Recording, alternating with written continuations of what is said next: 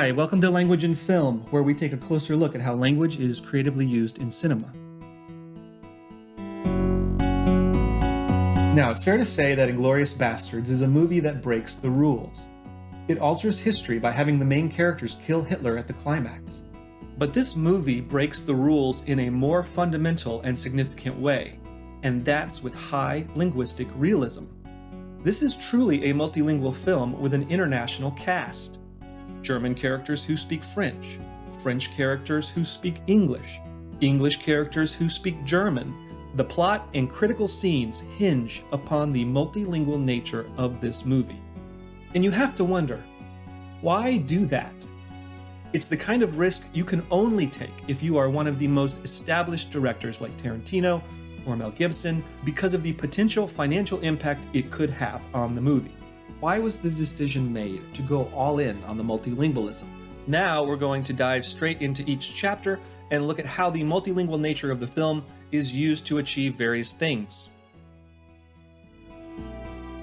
Chapter 1 introduces us to the character of Hans Landa, the central antagonist of the film.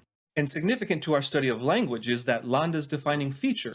One of the things about his character that's one of the most striking things is that he's obviously a linguistic genius. The scene opens with Landa arriving at the farmhouse of a Frenchman named La Petite. His opening lines are in French, as he goes out of his way to speak to La Petite in his native language. He is eloquent and polite, bordering on obsequious. Monsieur, à votre famille et à vos vaches, je dis bravo.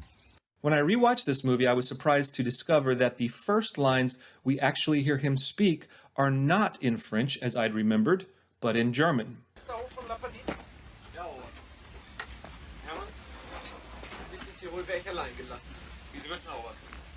If you aren't looking for it, it's easy to miss, because these lines are intentionally left unsubtitled. Is the content of his speech important? If so, why isn't it subtitled? If it isn't important, why are his lines to his driver written into the script? I was initially confused by this on rewatching the movie until I discovered the reason.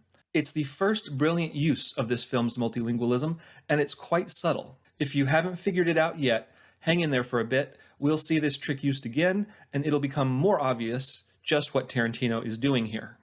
Now, as soon as they are alone, this happens. Je vous demande la permission de passer à l'anglais pour le reste de la conversation. This switch is the next great use of this film's multilingualism. Now, if you've seen this movie, you know there's a sinister reason for this switch, but it doesn't become apparent until the end of the scene. And once Landa has the information he needs, we now discover why he switched to English. Since I haven't heard any disturbance, I assume while they're listening they don't speak English. Could they speak English, they would know to run. But instead, they simply wait as Landa calls his soldiers inside, up until the moment he motions for his men to fire. This scene establishes both Landa as a force to be reckoned with, and also Shoshana's motivation for revenge. Au revoir, Shoshana! Chapter 2 introduces the second storyline of the Inglourious Basterds. Now, Chapter 2 is mainly in English and doesn't have many interesting uses of multilingualism, but it does have one that's noteworthy, and it's this. How's your English, Warner? Because need be, we got a couple fellas can translate. This simple offer for a translator allows a segue into some necessary exposition. It delivers us crucial information without us realizing it, which is that there are only 2 members of the Bastards who can speak German. This directly impacts the plot later on at a critical juncture, when Wiki and Stiglitz have to undertake an operation because they can speak German, and they are killed as a consequence of this. And afterwards, the Bastards no longer have anyone who can speak German. Yet, at the climax, they must infiltrate a movie theater full of German-speaking Nazis. It's a subtle way for Tarantino to plant this knowledge, which will later impact the plot down the line. Chapter 3 returns to Shoshana. This chapter is mostly in French with a smattering of German. We start with her meeting a young German soldier who insistently tries to befriend her despite her repeated attempts to rebuff his advances. After their initial meeting, he runs into her at a cafe. He tries to engage with her, but they are interrupted twice by German soldiers. And in both instances, the German is left unsubtitled. Because Shoshana, we now understand, doesn't speak German. It's a neat way to pull us into her perspective. The American audience is forced to deduce what is happening, just as Shoshana is. When the subject matter of a story is a world event which affects whole cities and countries, it's especially important to find viewpoints the audience can identify with, or you risk keeping them somewhat removed from the emotional impact of these historic moments. And Tarantino skillfully utilizes the multilingualism of Inglourious Basterds to do just this, by intentionally leaving some things left unsubtitled. Remember our opening lines of unsubtitled German? These lines are left untranslated so that the audience's perspective naturally shifts to La Petite, the Frenchman, who must not speak German either. This is a really cool way to utilize the multilingualism of the movie, and Tarantino does it again in Chapter 4, when he wants us to identify with 3 Allied soldiers who are acting undercover as German officers. They're in a tavern surrounded by German-speaking Nazis, but our protagonists also speak German, so it's translated. But then there's this moment. Here, it's the French that's left unsubtitled, with the French bar owner even mentioning he'll translate German for his daughter. This quick moment serves to further pull us into the shoes of the undercover soldiers. Now, this scene is full of interesting uses of language. This scene is a prime example of how the movie's multilingualism is inextricable from the plot. The outcome of this dangerous situation will be determined by Hickox's ability to pass as a German, until the iconic moment when Hickox uses the British gesture for 3 instead of the German gesture, which gives him away. Just like other forms of language, nonverbal communication varies from place to place. This gesture, for example, means A-OK in the US, but it's an obscene gesture in other parts of the world. Incidentally, as I understand it, in France this gesture means something like 0 or worthless, which is interesting because we are in France in this movie, and Landa uses it in Chapter 1 to compliment La Petite. Notice the actress Mélanie Laurent, I hope I said that right, who plays Shoshana, also uses it here. Her use of the gesture in this context is more appropriate for the French setting. The gesture expresses how she feels about the Nazis. They're worthless. And also just how valuable this movie is going to be for them. It's not going to be one they'll enjoy watching. I love the clever use of the fact that gestures are culturally contextual, just as spoken language is. Another element of nonverbal communication is the use of facial expressions. And in this scene, the camera shot lingers on Hellstrom's face during the moment of recognition that Hickox is a spy. It's just another beautiful use of nonverbal language here. Now, what does Hickox do once he understands that he's compromised himself and is probably about to die? Well, if this is it, old boy, I hope you don't mind if I go out speaking to kings. He switches back to English. He wants his last words to be in his native tongue, to have the familiar feel of the speech he grew up with accompany him to the grave. I really love this choice in the dialogue, as it makes a clear statement about just how important our native language is to our cultural identity. It's a lifelong companion that we return to in our darkest hour. So, this being a Tarantino film, everybody then kills everybody else. Yet again, Tarantino employs the subtle subtitle trick.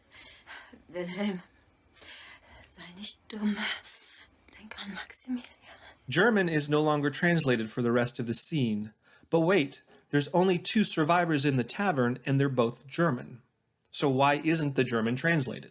Well, the linguistic landscape of the scene has radically changed.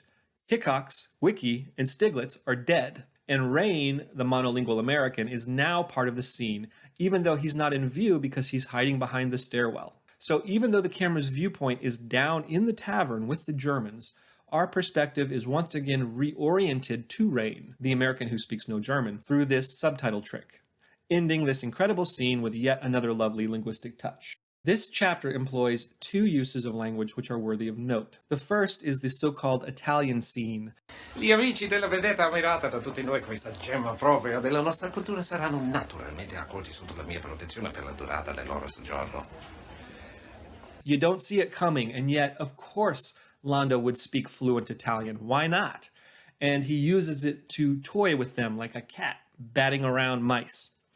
And Pitt's ability to apply the Southern accent badly to his miserable attempt at Italian is hands down the funniest scene in this movie. Grazie. The other interesting use of language in Chapter 5 has to do with Shoshana's revenge, which takes the form of footage she uses to interrupt Nation's pride just before the theater is set on fire. This is the climactic moment of the whole film, the instant when the revenge fantasy is fully realized. Now, what language do you suppose is spoken by the giant revenge face? Is it French, because Shoshana is French, and is enacting this revenge not only for her French family, but for her occupied nation as well? Is it in Hebrew or Yiddish, because this is supposedly a Jewish revenge? Is it in German, because that's the language everyone in the theater would understand? None of the above. It's in English. I have a message for Germany. And there's even this brief moment during a montage where Shoshana is setting her plans in motion.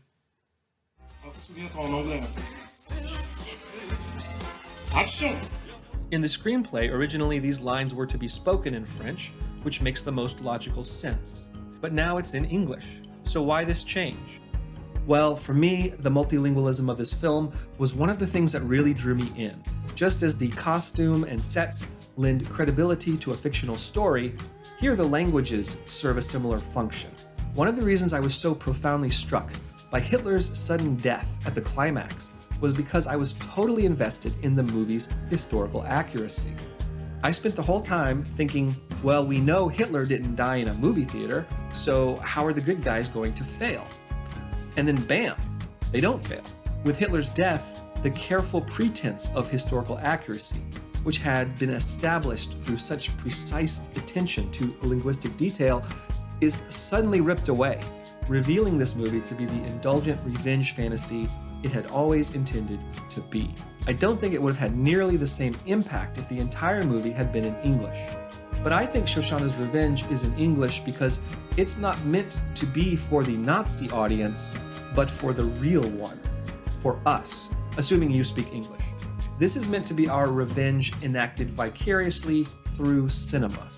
I suspect it was cathartic for Tarantino to write and create this movie, and it's meant to be a similar experience for the audience. Shoshana's revenge occurs at the exact moment that it's revealed to the audience that this whole movie is a sham, that it's alternative history. It's not like Man in the High Castle, another alternative history take on World War II, where we know from the outset of the story that things are different. Here, that revelation occurs at the climax. And if I'm right that the point of all this multilingualism was to help the audience believe in the reality of the story, then at this point, there's no more reason for the charade.